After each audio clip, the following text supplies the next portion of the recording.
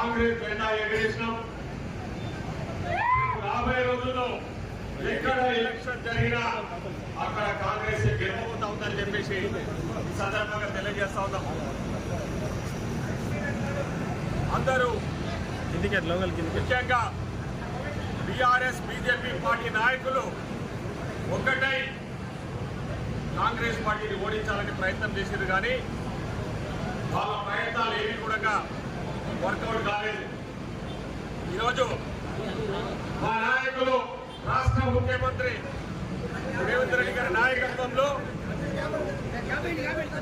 మంత్రులకు ఎమ్మెల్యేలకు అందరూ కలిసికట్టుగా పనిచేసి జూబ్లీస్ లో కాంగ్రెస్ పార్టీ అభ్యర్థి నవీన్ యాదవ్ ను భారీ మెజార్టీతో గెలిపియబోతా ఉన్నామని చెప్పేసి ఈ సందర్భంగా తెలియజేస్తున్నాం. సర్వేలలో కూడా 8,000 10,000 మెజార్టీ వస్తుందంటా ఉన్నారు. కానీ ఇప్పటికే 6వ రౌండ్ పూర్తయ్యేసరికి 21,000 మెజార్టీ 21,000 మెజార్టీ ఇంకా మొత్తం రౌండ్లు పూర్తయ్యే వరకు దాదాపు 30,000కు పైగా మెజార్టీతో నవీన్ యాదవ్ గెలవబోతా ఉన్నాడని చెప్పేసి ఈ సందర్భంగా తెలియజేస్తా ఉన్నాం.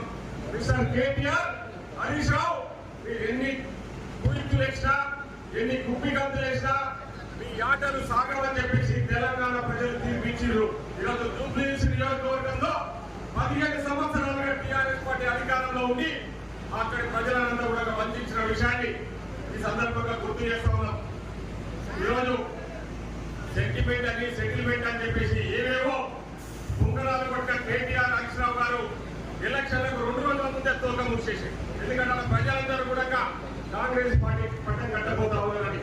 ఈరోజు రేవంత్ రెడ్డి గారి పాలన పట్ల ఇది ఒక గొప్ప విజయం అని చెప్పేసి ఈ సందర్భంగా గుర్తు చేస్తా ఉన్నాం.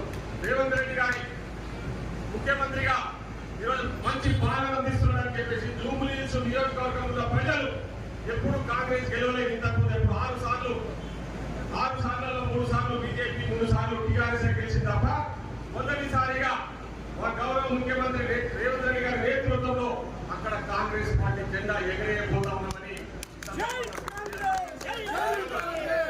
మా ప్రజాపాలన పట్ల ప్రజలు పెద్ద ఎత్తున ఆకర్షితులై హర్షం వ్యక్తం చేస్తూ విజయాన్ని అందిస్తున్నందుకు వాళ్ళందరికీ జూబ్లీహిల్స్ నియోజకవర్గం ఉన్న ప్రతి ఒక్క ఓటర్కు పేరు పేరున హృదయపూర్వక ధన్యవాదాలు తెలియజేస్తా ఉన్నాం. ఈ రోజు మీకు చెప్తా ఉన్నాం, మీడియా మిత్రుల ద్వారా తెలంగాణ ప్రజలందరూ కూడా ఈరోజు కాంగ్రెస్ పార్టీ వెనుకాల ఉన్నారు.